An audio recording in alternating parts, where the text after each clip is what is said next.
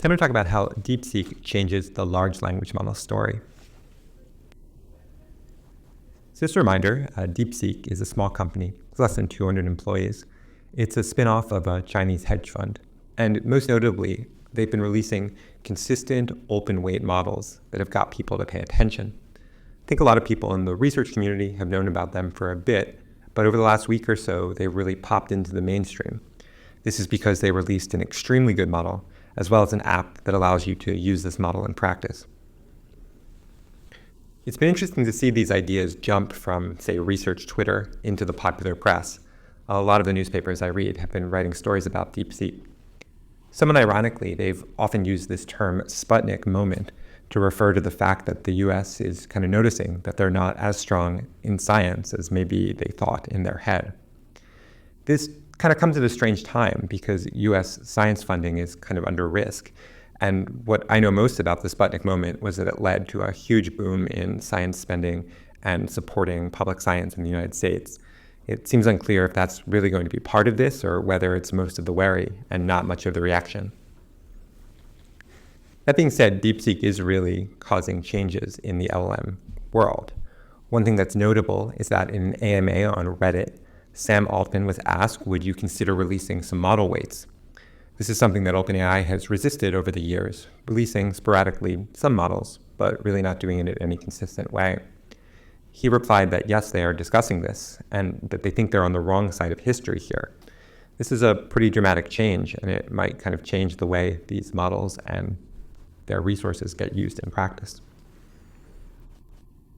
The other major thing that happened was we saw a major change in the market based on, in theory, DeepSeek's release. This led to NVIDIA losing a kind of tremendous amount of money, at least their stock on paper losing about $600 billion. As we'll see, this is a little bit strange.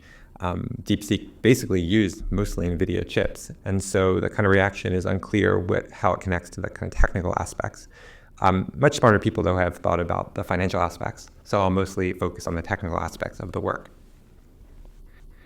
And perhaps most notably, I started getting texts about this from my dad. We normally mostly text about the Philadelphia Eagles, who are in the Super Bowl, but he was also curious about what's up with DeepSeek. I don't know if this talk will kind of satisfy that notion in what he's thinking about, but it is interesting that people with better things to think about are thinking about language models these days. So the other thing I'll note is that lots of really smart people have written about this topic. One thing I'm always amazed by is how quickly financial bloggers are able to study and learn about some new topic. And here are some links to some really excellent posts from a variety of people, including folks in the financial sector, folks in the research sector, and folks kind of in the main language model game. I read through a bunch of these takes to try to understand what they're thinking about, and I think all of them are very worthwhile reading. One question I have is kind of what can I add to this mix? In general, when I try to figure that out, I often think it's worthwhile to consult Chris Manning, a famous NLP professor at Stanford. And he said, we're in this bizarre world where the best way to learn about LLMs is to read papers by Chinese companies. So that's what I'll do. The rest of this talk is me reading some papers from this Chinese company and talking about what's in them. So before we begin with the technical details of the papers, let's do a quick review about what's happened over the last year. So the series of papers we're going to be most interested in are a series of papers on DeepSeek LLM. One of these papers was published at the beginning of last year, January 5th, 2024. This paper describes the first version of the model that we'll see evolve over the course of 12 months. In addition, they released a paper on DeepSeek Coder around this time that specifically focuses on the data that is utilized to train models to be good at coding. DeepSeek will become known early on as a very strong coding model and will evolve into a more general purpose model. In addition, early last year, on January 11th, a paper went on the archive about DeepSeek MOE. This is particularly talking about the development of DeepSeek's Mixture of Experts model. Mixture of Experts is going to be one of the core technologies that leads to some of the advances that we see in DeepSeek. I don't think any of the specific technologies in this paper would really be considered a kind of scientific breakthrough, but the combinations of them, as well as their implementation, is going to lead later to some of the main efficiency improvements that we'll see in DeepSeek V3. Later on in the year, on June 19th, 2024, they released DeepSeek V2. This is a model that really forefronts the mixture of experts technology and includes many of the architectural changes that will be seen in the later model. DeepSeek V2 is also a very strong open weights language model in its own right, and many people in the research community started taking the company very seriously and utilizing the model in real products. Around this time, Llama 3 was still the main model that was getting headlines and the one that people talked about mainly in the research community.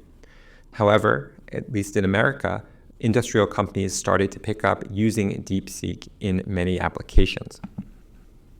I remember around this time of last year, I traveled to San Francisco and had a lot of office hours meetings with people using language models in real life. I remember tweeting, I don't know anything about production LLMs, but whenever I talk to someone who does, they seem to be using DeepSeek. Seems to indicate evals haven't caught up to internal tasks. In particular, what I was noting here was that for applications like real-world coding, many of the people I talked to said that DeepSeek performed much better even than the benchmarks were showing at this time.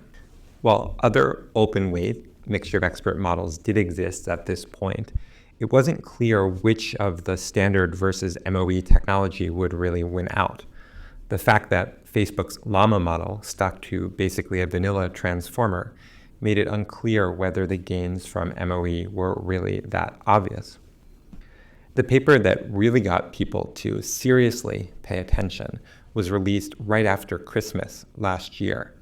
This paper came out 27th of December, 2024. I think what's amazing about this paper is both the results that it produces and also the level of comprehensive detail that it talks about some of the things underlying the system.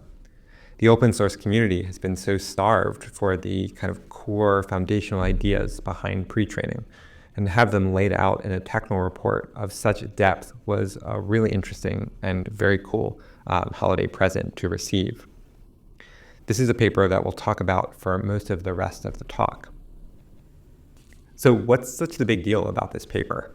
Well, they put it right in the introduction. They give this table where they show the amount of compute hours used and the dollar price of that compute. They come to a number of around $6 million for training, extending, and post-training on this model. The vast majority here is still in the pre-training cost, but it does give you a sense of what's going on. I think this number really got people to pay attention just because it's so much less than the numbers that were being thrown around for Silicon Valley companies. Now, there is some complication here. One thing that got misreported a lot was that this is the cost of this training run, not for the existence of the company. The company probably costs on the order of billions of dollars to purchase the cluster and utilize it to do the research necessary for this paper. Still, this cost for the training run seems quite remarkable, as this is a single expenditure that gives you back a model that is seemingly as good as about GPT-4o. The other thing that's really confusing about this number is trying to get a sense of what compute Chinese companies have and how they differ from what American companies report. So in particular, this blog from SemiAnalysis, which looks into some of the hardware aspects of this model, says that they think they have about 50,000 Hopper GPUs. This will be important when we talk about some of the optimizations that were done in building DeepSeek. I think what a lot of people were catching up on after the release of this model was the specific differences between the more common H100s and these H800 and H20 models. Specifically, they note that these models seem to have the same amount of computational power, but are kind of bottlenecked in their network bandwidth. This is particularly important when talking about training large language models, which is done in a distributed manner. I found this question of export controls and NVIDIA's role in the entire process to be one of the more interesting aspects of the DeepSeek phenomena. Again, though, this is an area where I don't provide much additional value. I would suggest checking out the economic bloggers. About a month later, on January 22nd, DeepSeek released a model called R1. This paper is significantly shorter than the previous paper, and it focuses specifically on the part of post-training that deals with getting the model to reason. This paper is also extremely cool. It's very direct, very simple, and definitely worth reading for anyone. The upshot of this paper is that they produce a model that is able to solve complicated reasoning problems by using long chain of thoughts. This model can actually be used, and you can see the reasoning process that it actually does in order to reach its end goal. In summary, these two papers will be the focus of the rest of this talk. DeepSeek V3 provides a technical overview of a large language model in 2024. It primarily is a pre-training innovation. It describes many of the low-level details needed to produce a very powerful language model. You can think of the end result as being comparable to OpenAI's GPT-4o model. DeepSeek R1 is a very different paper. It's a technical overview of how you get a model like V3 to reason. It's primarily a post-training innovation, and it's a much simpler idea. As opposed to being a collection of various different small, innovative improvements, it's simply one idea demonstrated very deeply. This paper can be thought of as an open source version of OpenAI's O1 model. So far, I've primarily talked about American comments on these models, but I think it's important to get more quotes from the DeepSeek team itself. There's not much written so far from this team in the American media. I reached out to one of the core contributors to give a talk, but so far I haven't heard anything back. Some of the quotes from DeepSeek's founder are pretty interesting though, and tie into the nationalism underlying this research. He says, for years, Chinese companies have been accustomed to leveraging technological innovations developed elsewhere and monetizing them through applications. But this isn't sustainable. This time our goal isn't quick profits, but advancing the technological frontier. American leaders in large language models have taken strong notice. I'm going to quote from a blog from the founder of Anthropic, which talks about many of the innovations in DeepSeek and tries to contextualize them in terms of their own models. He in particular focuses in on DeepSeek V3. He says this was the real innovation and what should have made people take notice a month ago. As a pre-trained models, it comes close to the performance of state-of-the-art US models on some important tasks, while costing substantially less to train. V3 really is the technology that powers this whole system. However, it is the R1 model which got people to take attention and utilize it for real tasks. In a long and detailed blog post from Ben Thompson at Stratechery, he says the reason why I spent so much time on V3 is that this was the model that actually demonstrated a lot of the dynamics that seem to be generating so much surprise and controversy. R1, though, is notable because O1 stood alone as the only reasoning model on the market and the clearest sign that OpenAI was the market leader, implying that DeepSeek changed that important story. So to summarize, DeepSeek V3 is this core infrastructural development. Its success enabled the release of R1, which is a simpler but more directly applicable downstream model. R1 challenges the unique supremacy of OpenAI's O1 model. This story is a kind of central story of large language models. Better base models enable new capabilities. The success of RL is dependent on having extremely strong base models. However, even though that story might be obvious, this was a long-delayed insight into what the state-of-the-art systems actually looked like. It's been several years since we had a sense of exactly what it meant to build an extremely strong base model, and also to be able to tune it using novel methods like the RL that we'll see in DeepSeek R1. So with that foundation, the plan of today's talk is to describe DeepSeek V3 and DeepSeek R1. These papers are extremely dense, so I'm not going to try to be comprehensive. Instead, I'm going to focus in on several key insights from both papers to get you a sense of what these innovations look like and what they tell us about where things are going. DeepSeek V3 is the harder paper to read. We'll do that one first. We'll mainly talk about the computer science innovations that go behind making a really powerful base model. DeepSeek R1 is more of the dessert. It's a fun and counterintuitive result that tells us where language models are going. Okay, so let's start by talking about DeepSeek V3. The economics of large language models are dominated by conversations about scaling.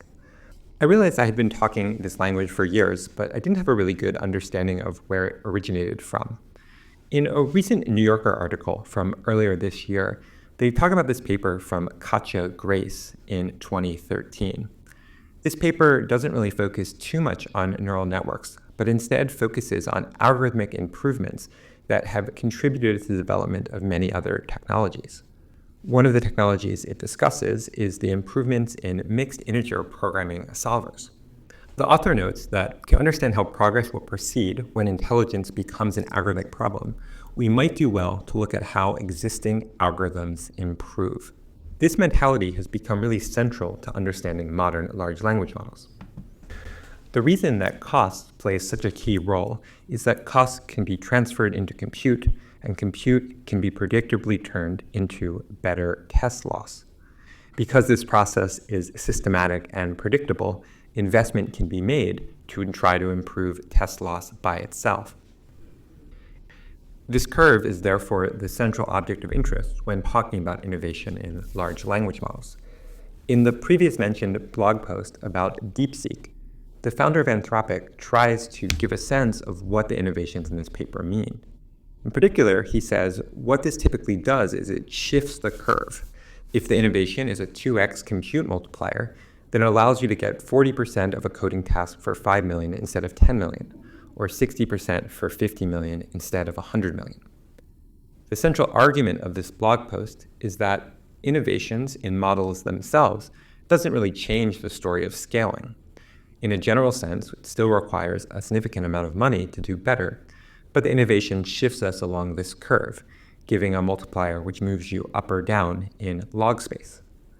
I think this is a compelling argument. There's nothing in the DeepSeek's paper which changes the general argument of needing more compute in the long run to gain more intelligence. Although I guess you could argue in any sense, any invention could be thought of as shifting some sort of curve. It's still exciting to see it in practice, and those constant factors can mean a great deal. I give that caveat because a lot of the media coverage I've read about DeepSeek makes it seem like they've kind of fundamentally solved language modeling.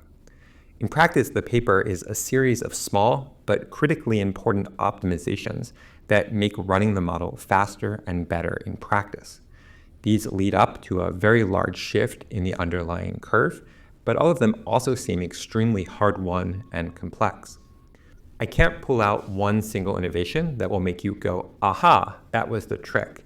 Instead, it's really a combination of changes to the architecture, the parallelization, and the quantization that, when combined together, give you significant performance wins. I'm going to cover one aspect from each of these three categories. There's one caveat, though, which is that the paper is not detailed enough that I can tell you the precise wins from each of these changes. So let's start with architecture. The most notable difference of DeepSeek versus a competitor model like Llama is that the feed-forward networks in DeepSeek use a mixture of experts architecture. Mixture of experts is a variant on a traditional neural network, where instead of having one set of weights, we split the weights up among various experts. The key idea is that instead of running a dense neural network where every parameter in the weight matrix is used on every input, we're instead running a sparse neural network where only a subset of the parameters are used for any given input. This by itself is not a new idea. It was popularized in this paper from 2017 and has roots going back further than that. However, actually getting this model to work and to scale has been a challenging problem. As far as I know, there has still been no public release of the true architecture between GPT-4. However, there have long been rumors that it is a mixture of experts model and has never been publicly denied. In addition, OpenAI employs several innovators in the mixture of experts space, so it would be a natural conclusion that that's a possibility. As noted earlier, Llama 3 is not a mixture of experts, but a standard transformer. We have seen other companies like Mistral release open source mixture of experts model, but there's less details about how this works than what's coming out of DeepSeek. Here's the diagram that DeepSeek provides for their mixture of expert. This differs slightly from the original version from Noam Chazir. It includes a set of shared experts that are effectively dense parameters run on every iteration. It also includes a set of routed experts, of which only k are used on every forward pass. The shared experts skip the router and just take in the input hidden, whereas only a subset of the routed experts get used on each pass. One critical thing to note here is that there's often some confusion in the popular press. People sometimes assume that mixture of experts models means that the input is only passed to one of a subset of experts. In practice, this is happening at every layer of the neural network. So every token will go through dozens of these routers. Intuitively, the thought is that different experts specialize in different properties depending on their layer. In practice, though, this is not actually necessary. Many of the benefits of having a sparse model may just be for computational reasons, as opposed to true specialization. DeepSeek proposes a specific mathematical equation for doing their routing. The equation differs slightly from other mixture of experts, but is relatively straightforward. The top term is the mixture itself. It's a sparse weighted mixture of the different experts that were used. The second equation is a hard selection term. This term will be 0 for the experts that are turned off and maintain some value for the top k highest scoring experts. To actually do the routing, we're going to be applying router weights. Those weights will basically be a form of attention over the different possible experts and the input value. Based on that attention, we'll compute these weights and determine which experts we actually use. The upshot of this setting is that we can have many more parameters that are actually activated for any given input. And the DeepSeek V3 model is pretty extreme in this regard. There are 671 billion total parameters, but for any given token, only 37 billion of them are actually utilized. This is because the sparse layers of the neural network allow us to skip many of the parameters for any given token. Additionally, they include some graphs that show that their model is able to specialize some of the experts. In these graphs, they compare the activation of different experts from general purpose Wikipedia text, which is relatively uniform in its expert use, to specialized topics like math and code. In these specialized domains, particular experts are more likely to be utilized. Mixture of experts really comes in handy when talking about the parallelization that's necessary to train these models efficiently.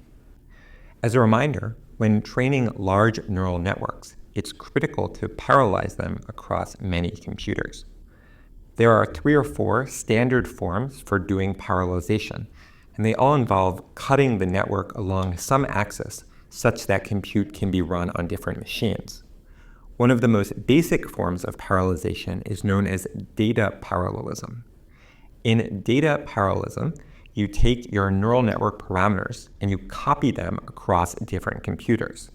So in a standard dense neural network, you would have a weight matrix W that gets applied to every input value. Instead of passing through a single batch through this one weight matrix, you instead copy it to different computers and you route your batches to different computers to run the same weights.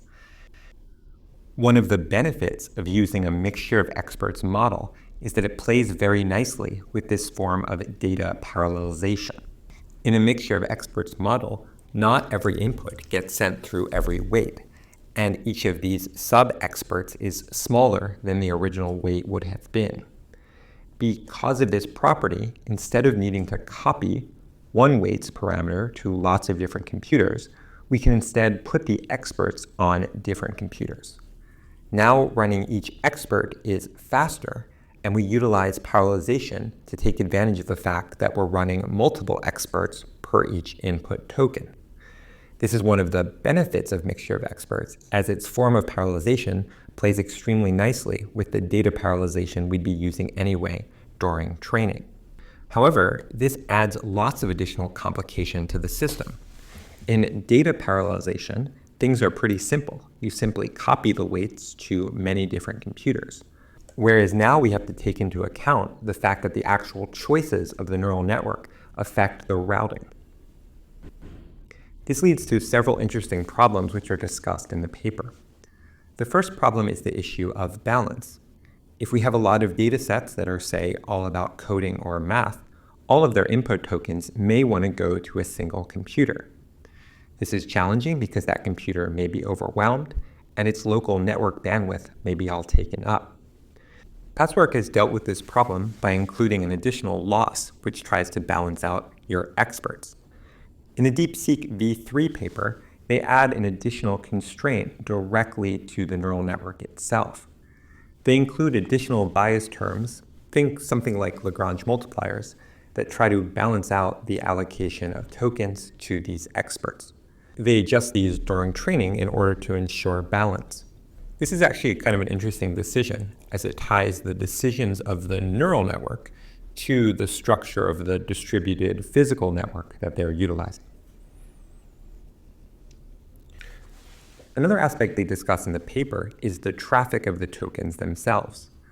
They are passing a large amount of information between computers during every step of training, and they are limited by the network bandwidth that they have available. If they're using too many experts, they may overload the network, whereas using too few may cause them to specialize too much or perform poorly. They have to decide how many active experts to use based on the available network bandwidth.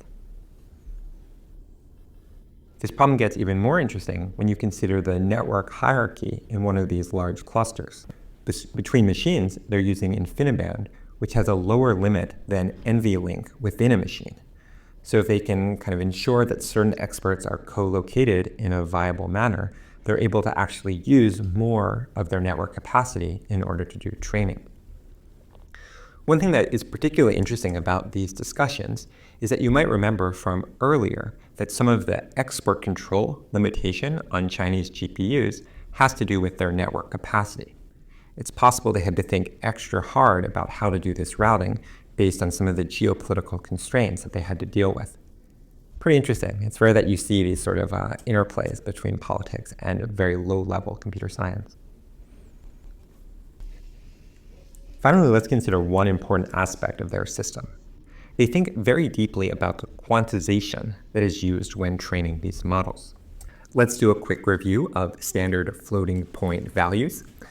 FP64 and FP32 represent two standard numerical values. They differ basically in how many bits they assign to the exponent and how many bits they assign to the fraction. Assigning more bits to the exponent allows you to get better precision on your orders of magnitude, while assigning bits to the fraction will allow you to be more specific about things like the fractional value itself. This is often not a problem when using standard numbers in a standard programming setup. When training large language models, we often use 16-bit numbers. The standard forms of these are FP16 and BF16. These values differ in how many bits they assign to the exponent and the fraction. FP16 was kind of the standard that people used to use. It assigns 5 bits to the exponent and 10 bits to the fraction. This loses some of the information about the order of magnitude, but is more precise about the specific value. An alternative is to use BF16, which assigns a bigger range to the exponent. This can be important for things like large language model training, where you want to get a good sense of the order of magnitude of each activation, but you're less concerned about the specific value it represents.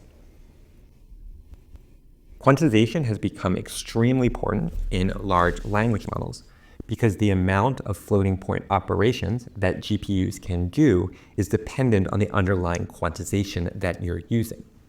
If you're doing scientific applications and need very precise numbers, you're stuck with FP64, and the upper bound on the amount of computation you can actually do is relatively limited. However, if you're willing to throw away a lot of the precisions of your values, you can use these things called tensor cores on modern GPUs. On something like an H100, you can get an absolutely incredible amount of compute if you're willing to sacrifice a lot of the precision. The way this works in practice is that there's a special assembly instruction that allows you to utilize part of the hardware known as a tensor core for a very limited set of operations. Specifically, what you're able to do is compute matrix multiplies of limited constrained size blocks of these values. This removes a lot of the general capacity of the underlying hardware, but gives you just a stupid amount of compute efficiency. So if you're willing to use something like FP8, you can make your system extremely fast. But what the heck even is FP8? It's a very weird numerical format. There isn't really agreement in exactly how to spread out the bits. Honestly, there's not really enough bits to represent numbers in any kind of sensible way. In the paper, they discuss two possible formats. One is E4M3, and the other is E5M2. They're differing roughly in how many bits they give to the order of magnitude of the numbers. Just to give you a sense of what this actually means, there are few enough bits here that we can actually enumerate all the possible values. When working with E4M3, we can actually look at what numbers it can represent. One thing that's crazy about this format is it can't represent the number 17. It's just not available to it. And in fact, there are many possible values that it just can't represent at all. The hope is that by kind of sacrificing any sorts of precision for more computation, the neural network is able to learn around this and actually learn something practically of interest. However, life is not that easy. Various different parts of the neural network structure need various different levels of precision. The game here is ensuring that you have the max precision needed in some of the more complex aspects of the system, and the smallest amount of precision in the parts that are the computational bottleneck. Specifically, you want your feed-forward multiplications to be done in the lowest precision possible. Before doing these multiplications, you're going to transfer from whatever format you have down to FP8. You're then going to do those multiplications and accumulate them back into FP32 before pushing them back down again to BF16. Things that happen outside of the neural network itself, such as gradient updates or optimizer states, are also quantized, but can't be quantized down to as low of a value as the actual activations of the neural network itself. I think none of this stuff is that hard, but it is quite complicated to see how they do it and how they actually are able to get it to run on the few low-level instructions that they're provided by the underlying hardware. Okay, so that was a tour on three interesting aspects of what makes DeepSeek V3 efficient. This was just a small part of the many interesting details of the paper itself, but I think it gives you an overview of the type of contribution they're making. It is worth noting that there are many other aspects that they don't describe at all. For instance, the DeepSeek V3 paper gives almost no information about the actual data they trained on when developing this model. There is a lot of talk about how the data itself is actually one of the most critical parts of the system, and I think this is an important competitive advantage. In addition, while they describe many of the interesting techniques underlying the system, the training code is not provided. This is an open weights model, so we have access to the ability to infer and understand the weights themselves, but not all the cool details about training. Finally, I guess I should discuss one of the allegations that's come out in recent days. There was news reporting that OpenAI kind of implied that DeepSeek may have inappropriately used its data. The insinuation here was that DeepSeek had used the OpenAI API to produce lots of outputs from GPT-4. This data could then have been used as part of the training for the DeepSeek system. I have no knowledge into whether this happened or not, or what the actual allegations are. It is worth noting from a technical standpoint what this means. It's been a kind of long-established property that if you have access to the outputs of a very good language model, you can produce a version of that model for a lot cheaper. This has to do with a property known as distillation, which is a fancy way of saying training on the model's output. Honestly, even if this did happen, I'm not sure it changes the main story in any notable ways. But it is an interesting property that kind of continues to come up again and again when talking about large language models. If I were to end on a more positive note, one thing that's really striking about this paper is how ambitious DeepSeek is. At the end of the paper, they say, well, we did this, but it's not enough. We want to go even further. We want to build new models with new data, and we even want to kind of get around the architectural limitations of models like transformers altogether. So I think we're seeing DeepSeek V3 right here, but they're already thinking about DeepSeek V5 and beyond. Okay, so that's their base model. Let's talk about their reasoning model, which is DeepSeek R1. So one thing that's cool about R1 is that we know it basically replicates the main insight in O1. We know this because people at OpenAI told us. This is from Mark Chen, the Chief Research Officer at OpenAI. He says, congrats to DeepSeek on producing an O1 level reasoning model. He says they independently found some of the core ideas that we did on our way to O1. So just a reminder of what O1 is. When we talk about scaling base models, we're primarily talking about the graph on the left. This is the accuracy on a downstream data set based on the amount of training time that was put into the base model. What O1 is all about is the graph on the right. This is producing models that scale based on test time compute. So the same base model should get better when you run it longer at test time. In the fall of this year, OpenAI released its O1 system. They said O1 learns to hone its chain of thought and refine the strategies it uses. It learns to recognize and correct its mistakes. It learns to break down tricky steps into simpler ones. It learns to try a different approach when the current one isn't working. So in practice, this method has kind of colloquially been known as model thinking. The model will kind of output this chain of different textual possibilities on the way to its answer. Some of this will be legible, others will be a bit nonsensical, but basically it's trying to come up with a plan in order to produce its final answer. When O1 came out, there was a lot of speculation in the research community about how they were able to produce a model that would get better as it thought longer. I gave a whole talk in the fall that looked into the various ways this may have happened, anything from a kind of massive annotation effort of PhDs to clever RL methods such as process reward models or MCTS. There was also a lot of talk about developing classic AI search methods as a way of training these models.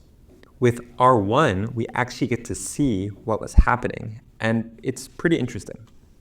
It turns out that the way you produce a reasoning model is, well, basically the simplest thing you could plausibly think of. You give the model a prompt that explains to it how it can utilize reasoning in order to produce its answer. The model then does this, producing a somewhat bad reasoning prompt and its guess at the answer. You then take its output and you check it against a symbolic verifier, basically just a regular expression that sees if it got the right math equation, or a unit test to see if it generated the right code. Based on the correct answers to this problem and some averaging, you then use a version of the reinforce algorithm to try to update your language model, basically telling it to upweight the good answers and downweight the poor ones. If you do this enough with a relatively good model, it turns out it develops this capacity that we've been calling reasoning. The methods they use for checking the answers in the paper really are that simple. They have a bunch of hard-coded verifiers that work for math or coding puzzles, and a bunch of hard-coded linters that try to correct for the model's style. There's nothing much more fancy than that, just a bunch of these systems that the model can utilize to get rewards. The paper itself has an extremely satisfying graph where it describes seeing how this process happens. They call this the aha moment, in that there's a time during the RL process where it goes from just blabbering to actually utilizing its chain of thought to produce the answers. We see this on the graph in the right, where the model actually utilizes more steps as time goes by and those steps lead to better answers. They also called this the aha moment because they actually were able to produce a chain of thought where the model stopped and said, wait, that's an aha moment I can flag here before continuing on in the process itself. Seeing this where the model produces something that looks somewhat like thinking without actually telling it to do that is, pretty exciting. As I mentioned earlier, this also leads to better accuracy on real math and reasoning problems. In the graph here, they show the performance of their method as they run multiple steps and show that they're able to near the performance of OpenAI's O1. So in some sense, this is infuriating. This seems too simple. I'm basically telling you that you can write down a checker, run a language model against that checker, and it will learn to get the right answers and do it in a way that it's basically using its chain of thought to think about the answer for producing it. This feels simple enough that someone must have tried it before, right? I guess the punchline is that in order for R1 to work, you needed V3. Or in order for O1 to work, OpenAI's language models had to get significantly better. So this is really building on top of the fact that the underlying large language model is so strong that you're able to utilize a little bit of reinforcement learning to express this ability. This is not something that you can do directly on a worse model. Although once you have a good model, you can use things like distillation to get this behavior out. They also discuss in the paper this idea of these more complex methods. I mentioned things like fancy RL using process reward models, or even fancier methods like Monte Carlo tree search, which was central to learning to play Go. They do say in the paper that they experimented with these methods and tried to get them to work, but they found some problems with actually running them in practice. In particular, for the process rewards model, they find that using a learned reward model actually makes it easier for the system to do reward hacking. In practice, having a simpler verifier was actually critically important to getting the model to learn. That being said, I think both of these areas are hot areas for research right now and may lead to better improvements in the underlying system. Finally, they do discuss some of the interesting problems that come up when trying to train a reasoning model like this from scratch. The first is that if you just train the reasoning model from nothing, you get interesting legibility problems. They note properties like the model mixing different languages or producing things that don't even make sense to a human reader. Going forward, this challenge of producing chain of thoughts that look reasonable purely from RL could be a hot area of research. A second problem is that this primarily works in domains where they have explicit checkers. So we're talking about things like math and code. In order to get the system to work in general purpose domains, they try to include other rewards, such as human preferences. A lot of the challenge of this system is combining this checker-based RL with methods that explicitly capture things like RLHF and model alignment for properties like helpfulness. Finally, an open question is how do we actually run this RL at a much larger scale? What we're seeing in R1 seems like a demonstration, a prototype that this might work. But the bigger question is, can this RL stage also be scaled up the way pre-training has been done? They note in the paper that while they do run the method on code, they haven't run it on full-on software engineering tasks. So they don't have a kind of RL setup that allows them to actually do coding against real-world challenges. That being said, these benchmarks do now exist, so I imagine with some engineering efforts, companies will be able to build out these full-on RL environments. In the paper, they do propose some solutions to these challenges. In the full R1 system, they cold start from human-written chain of thoughts. They also provide ways of incorporating non-reasoning data, for instance, using large language models to check the validity of answers. But honestly, this part of the paper felt a little bit more hacky, and I imagine in future systems like R2 and R3, they'll develop even better approaches to this problem. One of the wildest things about open source is that if you release one of these base models with a recipe of roughly how to get it to, quote, think, then lots of people are going to try to get it to think. There's been a deluge of different methods just this week where people have demonstrated that they can get similar behavior in real problems. One method from Berkeley was the system called Tiny Zero, which demonstrated a small recipe for getting this model to play a game of Countdown or 24, basically a little mathematical puzzle. They show that by training it on a relatively modest amount of compute, they're able to demonstrate properties that look like the aha moment in this paper. Other people have built out full systems showing ways to basically from scratch in a notebook replicate some of R1's ability, and folks at Hugging Face have built on a full repo known as Open R1, where they're trying to reproduce a lot of the results with real code. These results demonstrate that it's now possible to basically train good reasoning-based thinking models using open source systems. Many people have noted that one implication of this work is that many different open source verifiers will emerge for different domains. Andrej Karpathy treated, for friends of open source, in my opinion, the highest leverage thing you can do is help construct a high diversity of reinforcement learning environments that help elicit LLM cognitive strategies. This is a highly parallelizable task which favors a large community of collaborators. I think as I give this talk, I imagine tons of different people are out there trying to build these out and try them out on this new model. Okay, so let me end by trying to predict the future. This is by far my least favorite part of these talks. So first off, what's up with NVIDIA?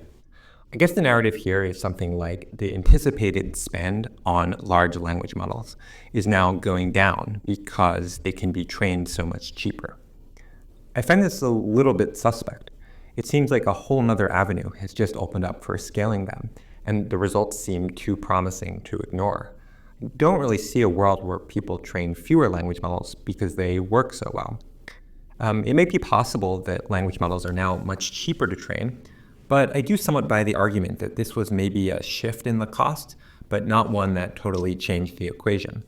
I mean, we're down to FP8. It's not totally clear we can keep on going lower and lower. So while there will still be benefits, I'm not sure it's going to stop entirely. That being said, I know nothing about the kind of financial implications of these systems, only kind of how the systems work. The other interesting story is this question of scaling. So Ilya had a quote recently that the 2010s were the age of scaling. Now we're back in the age of wonder and discovery once again. Everyone is looking for the next thing. Scaling the right thing matters more now than ever.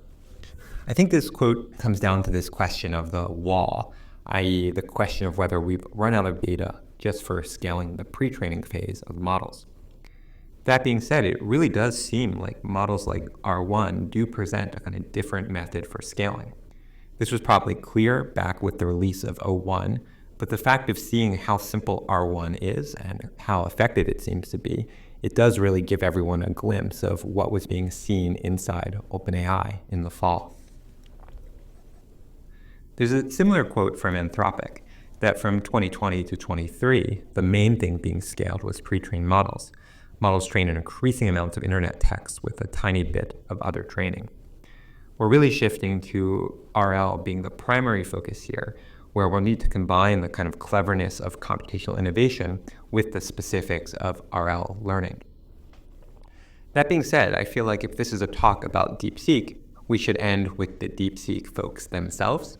So let's go back to the DeepSeek founder. He says, "We've grown accustomed to Moore's law falling from the sky, waiting 18 months for better hardware and software. Scaling law is treated similarly. However, these advancements are the results of generations of relentless effort by Western-led technology communities. Because we haven't been actively involved in this process, we've come to overlook its significance."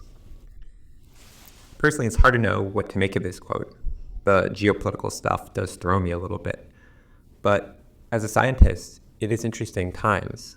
Personally, I find myself reading a lot more about what happened during the Cold War, how scientists communicated with each other, and how ideas flowed back and forth. I don't think it is identical analogy. I mean, as I said earlier, I don't know if we're really on the movement to a Sputnik moment, but it is something that's on my mind.